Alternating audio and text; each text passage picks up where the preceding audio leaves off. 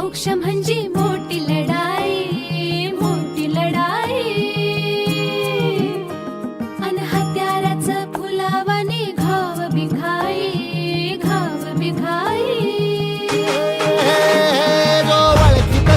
औक्ष म्हणजे मोठी लढाई आणि हत्याराचं फुलावानी घाव बिघाई.